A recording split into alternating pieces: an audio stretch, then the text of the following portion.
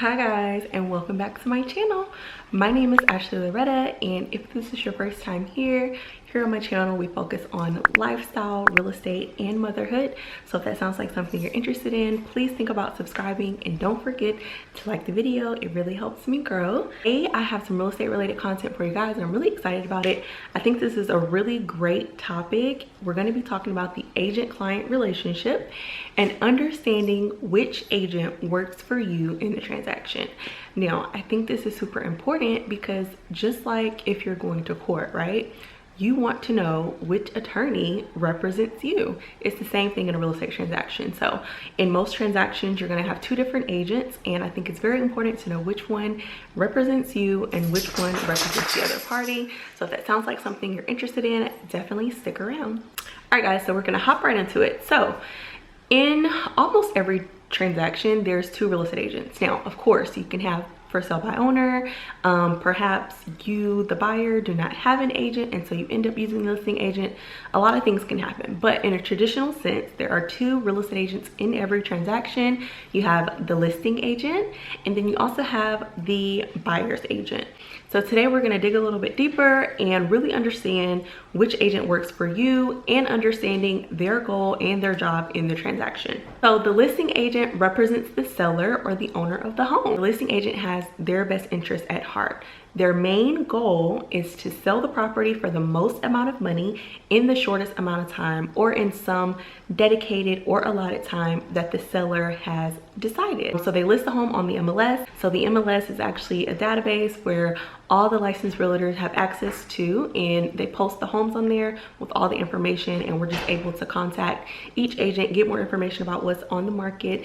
And it's just a really great database for basically real estate professionals. So they're the ones who advertise it and market it, whether that be on social media, Zillow, Realtor.com, various ads, different mail outs, all of that. They're the ones who negotiate for the seller on their behalf. So if you were interested in the property and you wanted to put in an offer, they're the ones who would accept the offer and present the offer to the seller in an effort to kind of help them decide what's the best option for them based on what they're looking for.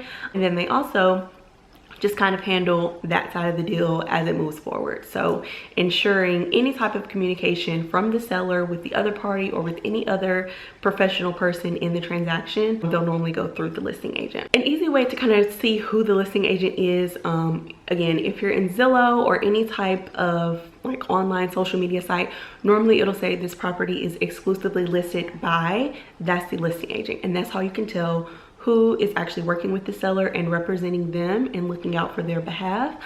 Whenever you see the home and you see a sign in the yard, if there's a sign in the yard saying that it's listed, whoever the agent and the company and brokerage who is on the sign are the ones who are the listing agent for the home, again, looking out for the seller's best interests. Okay, so the next agent in the transaction is the buyer's agent. The buyer's agent, much like it sounds, work for the buyer.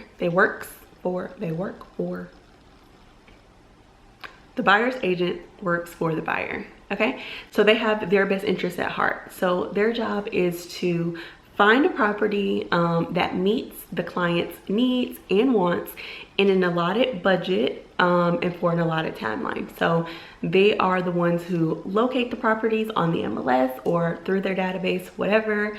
They schedule the tours, they take you out to tour the property, they help you negotiate and draft an offer, the contract, and then they also just help with the transaction to ensure that everything is running smoothly, ethically, legally, and just on track on the buyer's behalf.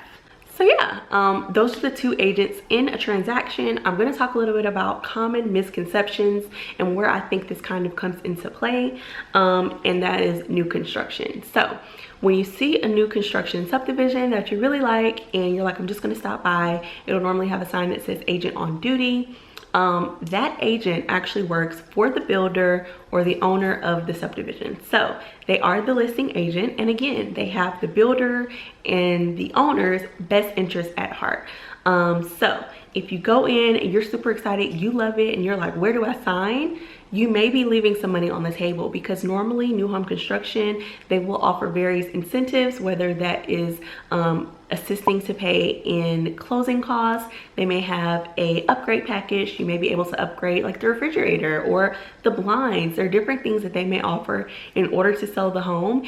And if you don't understand or know what they normally do or the incentives that are out on the market, you could be leaving money on the table, because again, that listing agent is trying to get the absolute most money that they can for the builder. So if you're ready to buy the home and I don't have to offer this luxurious new package that we're offering for people who sign at the end of the month, I could potentially be saving the builder thousands of dollars by not doing that. So it's very important to have someone represent you and understand that the on-site agent, although they can complete the transaction, do everything smooth, get you in your home nice and great, they do at the end of the day represent the builder or the owner of the home, and again, have their best interest at heart.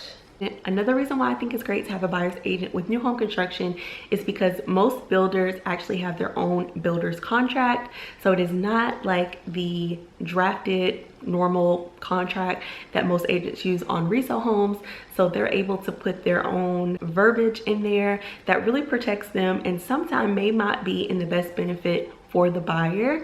So by having a buyer's agent, you're really having someone to look over that contract and, you know, perhaps get written in something about earnest money or different factors that could really benefit you in that deal. So because they have their own contract, it's very important that you have someone who understands the process and can say, hey, we need to have this is supposed to be done by this day, because especially with construction, the timeline are really crazy and sometimes it just gets all mixed up. I have lots of stories about that. And then another misconception is that reaching out to the listing agent directly as a buyer, you may be able to score some sort of deal.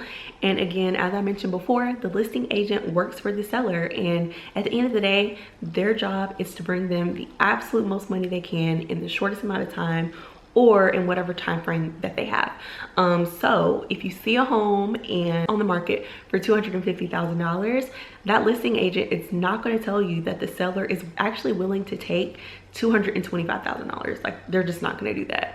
If you're interested in the home and it's been on the market for a long time and, you know, maybe they just really need to sell the house, maybe they'll say we have some room for negotiation. They're not actually going to come out and tell you exactly what that seller is willing to take, again, because they're trying to get the most money. So by going directly to the listing agent, you're not going to be able to work any type of deal. Normally you shouldn't be able to, because they should be looking out for the interests of the seller. So again, it's very important to have someone to represent you. And as a buyer, a buyer's agent is actually free to you. The seller of that home actually pays a commission for both agents. So what happens is the listing agent will negotiate on that behalf for whatever commission they have, and then normally they will split that commission with the selling broker or the buyer's agent, whoever brings a buyer. So as a buyer, you do not have to pay for an agent. So it's a win-win situation in my opinion. You have someone who is knowledgeable about the market and the process, who can help you along the way, and someone who is looking out for your best interest in the transaction.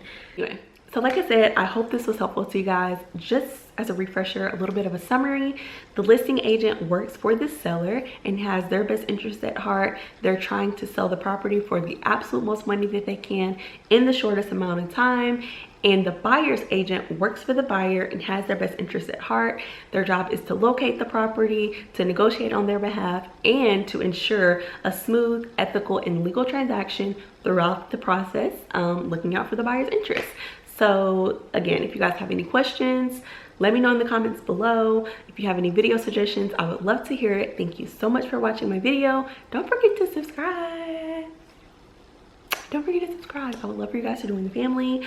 Watch some of my other videos. I have a lot of really great content coming soon. I got some fall related stuff I threw on this hat because I thought it looked very fall, but like, child, my head is so big. And then with this wig, oh, child, it barely fits. It's suffocating my forehead, so I need to go ahead and go. But thank you guys so much for watching, and I'll see you in the next video.